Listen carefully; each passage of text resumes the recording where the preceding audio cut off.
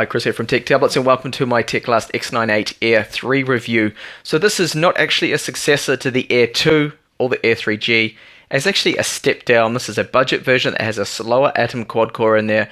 It's got the Atom Z3735, so not the 3736F, which clocks up to 2.16 that's in the Air II and the Air 3G. This one is slower because it clocks only to 1.8 gigahertz, and the design has actually changed, but it still retains the 2 gigabytes of RAM, single channel, and it has the same Retina screen in there, which has a resolution of 2048 by 1536, and it has a good PPI. So it's got the PPI of 264. That's the pixels per inch, which just basically means the screen is incredibly sharp there. It's almost as sharp as the likes of the Surface Pro 4 screen, which has 267 ppi, so it's only a few pixels per inch shorter than the Surface Pro 4. So looking at the screen out nice and close here, if I can get that to focus, you'll see that it is indeed quite sharp and not a bad looking screen at all. Now the brightness at the moment is on 100%, and it's around 280 nits of brightness, so just kind of shy of the 300 I think the iPad Air has. But it's reasonably bright, and outside in the sunlight, I don't think you're going to have, well actually I do think you're going to have a few problems to see the screen, because it's going to reflect a lot with the glass. You can see it's reflecting a little bit here with the lights I have on. So if I turn the brightness right down to the lower setting there, you can see it does dim down quite nicely there for nighttime reading. And if I increase that brightness to full again, just so we can see the screen really well, it's not bad. So the design retains everything from the older models. This front panel at least is the same. It's still the same plastic bezel that goes around outside here. Now the front glass is not scratch resistant. This is not a cornering Gorilla Glass. This is just a soda lime glass on here. And it does come with a screen protector on, pre-applied from the factory, which I'm going to keep on at the moment because these screens are quite easy to scratch. So I do recommend to use a screen protector if you can. So we still have a 2 megapixel camera. These specs have not changed. The rear camera is an autofocus 5 megapixel camera, which takes an average photo. I will show you some examples of the photo quality soon. And here we have Teclast logo. This plastic, of course, along here is to help increase the reception there, where the wireless antennas will be under here. There is no 3G on board, no modem on board, no SIM card slot. We have the 2 rear speakers here at the back. They are quite poor volume-wise. Again, I will demonstrate those in this video, so just hang 10 and I'll show you those.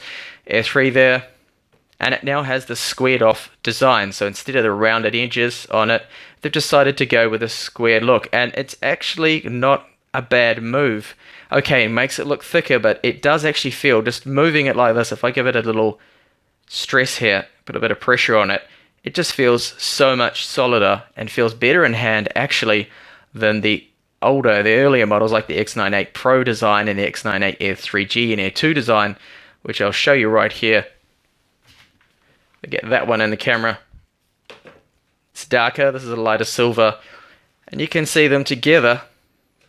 It would probably look as if this one here is thinner, but it's not actually. They're about the same. They're both 8.8 millimeters in thickness. It just creates that illusion having the rounded corners there. It's down to personal preference. I prefer the rounded edges, but I do actually like the feeling of the Air 3 in hand. It just feels so much stronger, which is good. So on the right hand side, there's nothing at all, no buttons there. We have our power on, the volume up and down on the left hand side, and this is our SIM card slot. Now I do have a 64 gigabyte SanDisk Extreme in here, which I'll eject out, which I probably shouldn't do because the tablet is on at the moment, but just to show you, there's the card there. And it's a little hard to get in and out. You do kind of need long fingernails. A little tricky to get it in there, but I managed to do it this time. So it sits in nice and flush, and that shouldn't actually come out. Give it a tap or anything, it's not going to pop out. And there is a tiny little hole down there for the microphone, as you can see. Now on the bottom we have our micro USB port, so that's for OTG, charging it. And here is our 3.5mm headphone jack. Now I can confirm that this does actually support wired headsets that have remotes on them. So this one here is a 4-pole this will actually work. So plugging that in, you can use the microphone, and the remote I found it does actually work on this when I was using it. Pushing the remote buttons here on the controller does work. Now previous models, like the X98 Air 3G, they were only supporting 2 poles, so just a standard stereo plug. This now supports plugs with remotes, the Android ones, not the iPad ones. And we do have micro HDMI out, which is, I think, really good to see on a model priced at about 300, sorry, not 300, 130 to 140. If it was 300, that'd be completely overpriced. So not bad, but it does kind of have the spec. Well, not really. It's got the screen of a $300 tablet there. So just to show you a little bit about the screen and how responsive it is, it's not bad at all. You can see here me just going through it. Now I'm recording this video in 60 frames per second, so hopefully you can see how fluid it is. There's a few little stutters and lag, but I will get into the ROM in a bit of detail shortly with some screen captures just to show you just how it is and represent it on your own TV or monitor or tablet that you're looking at this on. Overall, it's not bad. It's very responsive. You don't need to press hard or anything like that. It works similar to how an iPad would with the response times there. And if I just go in here to the browser, just find where that is. For some reason my logo's hidden over there. And just show you that it's scrolling up and down like this isn't too bad. Now I do find that the on-screen keyboard, Android 5 keyboard here, is not bad at all. So just type in Google. It's very easy to type on. And accuracy seems good for me. I don't tend to have too many typos there. Just type in tech tablets again. Bring that up.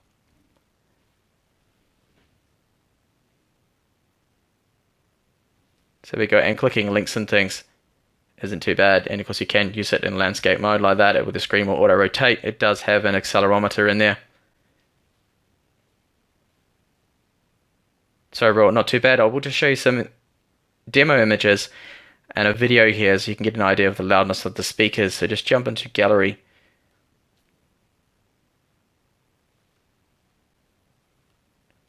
Sorry. So this is a trailer here for Guardians of the Galaxy.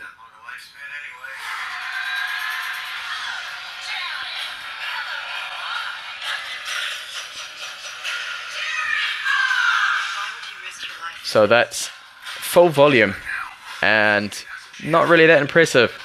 It does definitely lack in volume. I wish it was louder. I wish they would use different speakers, but unfortunately they're the same as speakers they have used before in the other X98 series there, and they're just quite weak. There's no bass to them really, and yeah, they're not good, but most tablet speakers aren't. But the good thing is using the 3.5mm jack right there, plugging in my headset, you can actually output quite a nice volume there, and it does sound good, and there's no static over it. It's quite clean. The audio is quite clean on this, so it's good for a $130 tablet. Not bad at all. So here's a few images that they preloaded on here with the colors tweaked a little bit to try and make the screen look really good. And it does actually. It's a good way to demo the screen. Oversaturated colors here. But if you've seen an iPad screen, then you know exactly what it looks like. For example, this one here especially looks good on there. So not a bad screen at all. So I'll just show you quickly the camera. A couple of camera samples here. So just take a quick photo. So we do have the autofocus camera on the rear, which will allow us to take a few. Let's get it the other way around. There we go. Take a few snaps, and the quality is not really that good, but at least we can focus in on text and things like that because it is an autofocus, not a fixed focus camera. So jump back in here and just show you very quickly an example of that. So average kind of photos. Here's a photo I took earlier of my SIM card using the macro zoom focus on the camera there, and it's enough for me to pick up and at least be able to read that small text of the SIM card, which isn't too bad. So handy. There's a photo there, and it's in low light conditions of my Surface Pro 4, and it came out pretty average. If I zoom into that, you can see there's definitely like over sharpening. It's quite pixelated. It's not a wonderful image, so I wouldn't buy this for the camera. stick to using your mobile phone or your own digital camera you have there. So I'll go into some detail now here and just to show you the ROM, a bit of gaming on here, and run through some benchmarks to give you a really good idea of this tablet's performance. Now have a quick look at the ROM in detail. As mentioned, it's running Android 5. Now I don't know whether Teclast are going to be updating that to Android 6, but they have gone from KitKat now to Lollipop. So I imagine they will actually, hopefully eventually update this one. But being the cheapest model, maybe they will just overlook this one. I'm not really too sure on that. So the launcher is Teclast's own launcher, and I don't particularly like it. You can see that the animations aren't as smooth as they could be. You can probably see there's a bit of lag there, so it's not really that fast. Now you can dump this for something like a Nova or Apex launcher that I'm sure will probably run 5 times faster than that, but for the purposes of this review, of course I'm keeping everything stock there. So now the Teclast do have this over the update system, and I have run this and I should be on the latest version, but now and then they do actually push out updates to fix bugs and things, and that is working fine. There is no update there for me. So Play Store is of course installed, and I'll just quickly stroll down to show you how that runs. So not the fastest at all there. So I mean, I have seen slower than this, but I've definitely seen a lot faster. On tablets like the Teclast X98 Pro, it runs a lot quicker because it does have 4 gigabytes of RAM. And speaking of RAM, the free RAM that you have is about a gigabyte. Just quickly go into apps and show you what is running. Shouldn't be much there. So we have 1.1 gigabytes of RAM there free. I am running CPU temp there. There's a few other processors running. Teclast OS, that there is their launcher that's running, and there's a couple other things that I couldn't uninstall. There's some bloatware and a bit of it you can't actually get rid of. Now the storage space on board, you get around 23 gigabytes free. Now I've used almost 15 because I've downloaded a lot of games, just to show you, which I'll be running through shortly. Now when it comes to benchmarks, I'll just quickly show you the kind of scores you can get out of this tablet. Now remember, this has the Atom Z3735, so it's the slowest, it's the low-end Atom, so you can't really expect a lot. At least I don't, not for this price range either. Now firstly, I'll show you the battery life. Now I ran PC Mark, and it gives me a working time of almost 5.5 hours there. That was around about 30% brightness, configured to the 20 lux or nits of brightness that they suggested. This is the work performance score. Just some of my battery life there. So as you can see, the screen was taking up most of the battery usage there. Now I did manage to get 7 hours on screen time, but that working time is browsing time, so using it. Now if you're going to be gaming, you can expect that time to probably be about 3 or 4 hours, because gaming does actually use a lot more power. But the biggest consumer, of the battery, of course, is the screen, like on any device. This is the iStorm Extreme score, iStorm Unlimited. So you can see, if you're familiar with the Bay Trail Atoms, it's a little slower than the Z3736F. The F score here in the single core normally gets around about 800 and something, so it's a few 100 points or so lower, and almost 31,000 Antutu benchmark 5.7.1. Keep in mind, 3D test there, of course, has been run at that native resolution, so a lot more demanding. That was GPU bench. Now this is my network speeds. I can get normally from my home computer around about 50 megabits per second download and 25 up. So this is a little bit slower. Upload, tiny bit slower. The download, overall not too bad. I see kind of around that rate on most tablets. So it's running the Realtek chipset, by the way. So it's wireless N 2.4 gigahertz single band and not dual band not at this price range. And this is the task manager. You can see that does have a bit of lag.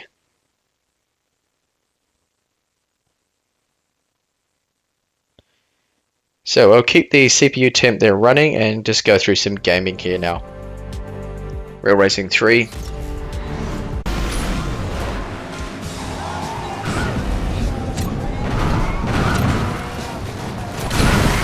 Crashed. Eternity Warriors 4. The lobby is very laggy, as you can see, but I think it does that on all devices. So loads of lag there. Let's see what it's like in a single player mission.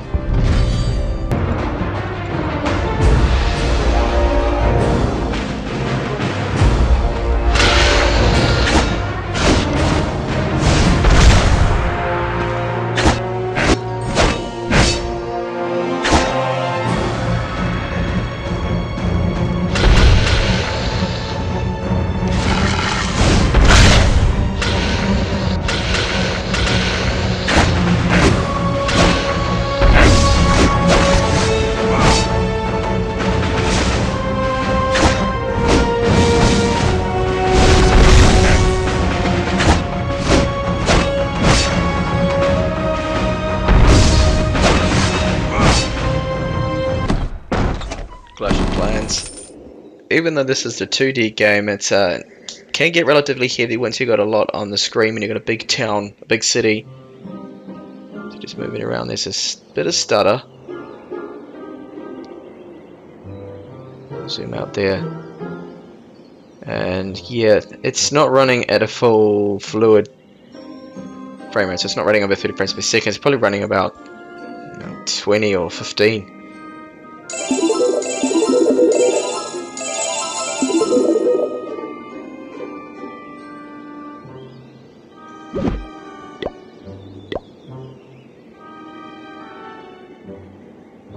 Definitely a bit laggy, this one. It's for Zombie Assault.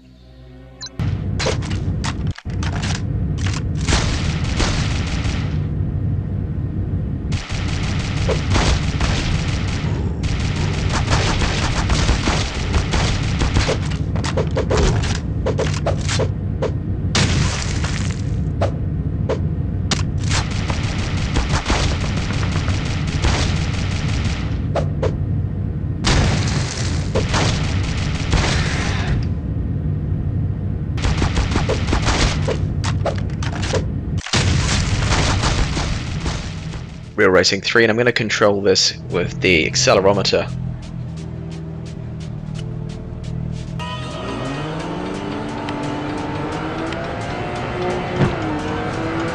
So this is running very smooth, and I can see why, because it's not running at the full native screen resolution. This tends to be, it's upscaled from 720p or something, which is why it's so fluid.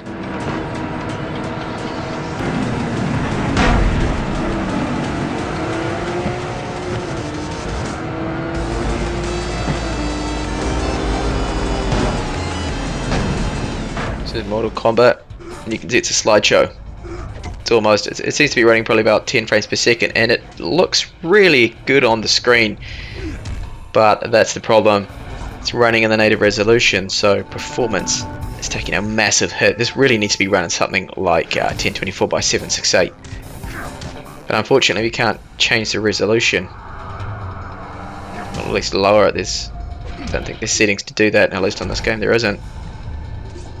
Dungeon Hunter 5. In this manner.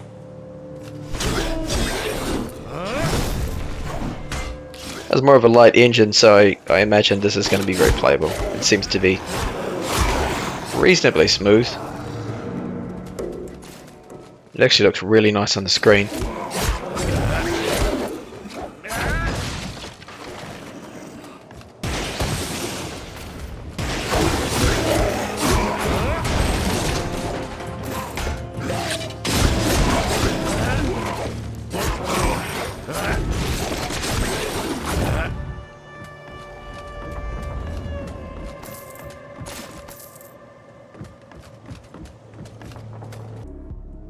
Modern Combat 5 Blackout. On me. Move into cover.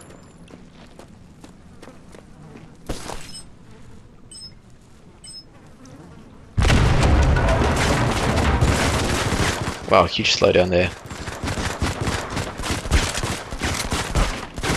This is barely playable. Take him out! We need to fall back! Hold up. Come on. Let's go. Thanks. No time to wait. Contact!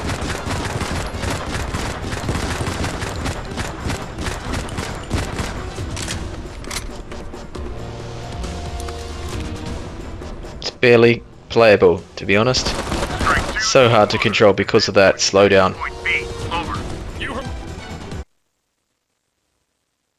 Hearthstone, Heroes of Warcraft.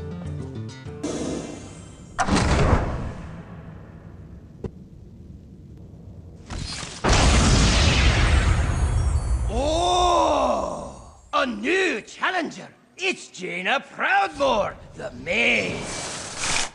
Who will accept this? Yeah, I'm just going to quickly share this one because I have to go through the whole tutorial process. Oh, Didn't realise I thought I had a game saved, but I think this one's going to be okay. This should run fine. This kind of game doesn't need the kind of frames per second anyway, like a first-person shooter does, or a racing game. Bring it. I need some minions to fight for me. Job's done. Your move, Noel. Well, at least he didn't play a card this turn. Yeah, okay, I'm going to skip out of this one. Just to quickly show you. GT Racing 2. This one is extremely slow. Looks like it's going to be a bit of a slideshow. It's another game that's running in the native resolution, so it's not being scaled up from 720p or something. It's not working with the accelerometer correctly, but as you can see, it's running really slow anyway.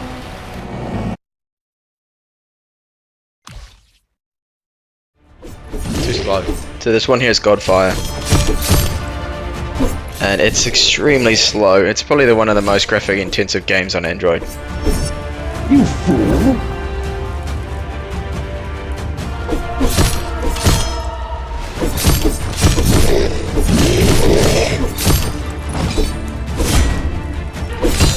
No, this isn't playable. This is just slow. So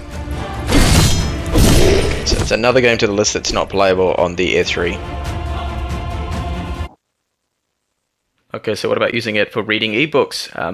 I'm sorry that I haven't actually covered ebook reading on my tablet videos. I've just kind of forgot about that because I'm not a person that actually reads books on tablets.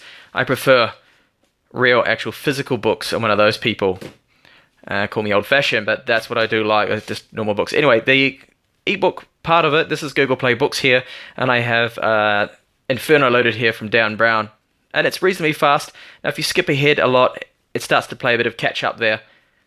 So there's a little bit of lag, and obviously, if this has got a lot of images in it, if this is one of those graphic novels or a comic book that you're reading, then it's going to probably be a little bit slower there. It's going to definitely play catch up. Now, you can either use it, of course, this way, a landscape, you know how it works. It's very easy to read it, and the screen quality and the sharpness of the text is actually good enough that it's not going to hurt your eyes, and it looks really nice.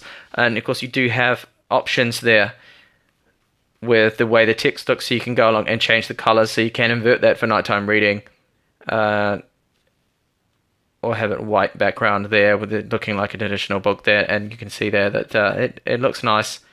And overall, yeah, reading it's comfortable because the tablet's not really too heavy. This weighs approximately 530 grams, so it's not really that heavy compared to some of the other tablets that I have looked at from China. And overall, the experience is good there for those that want to do a bit of reading on the tablet. And you're looking battery life, depends on how you have the screen brightness there, is going to be affecting how long you can actually read for on there, but you can put your whole collection. So one of the good things there about the tablets. So just to recap, the X98 Air III has a great screen, solid build, but as you saw there, it's no gaming tablet really, it's more for media, so it's okay for things like movies probably, internet, music. Speakers aren't that wonderful, but then you have to take into account that this is a $130 tablet, so it's basically dirt cheap, and really for that price I didn't expect amazing performance. If you want a gaming tablet, something that actually plays those modern titles, you can do a bit of gaming, but it has to be older titles. If you want to play the latest titles like Mortal Kombat and some of the more demanding ones I showed you, then you're going to have to go for something like the X98 Pro.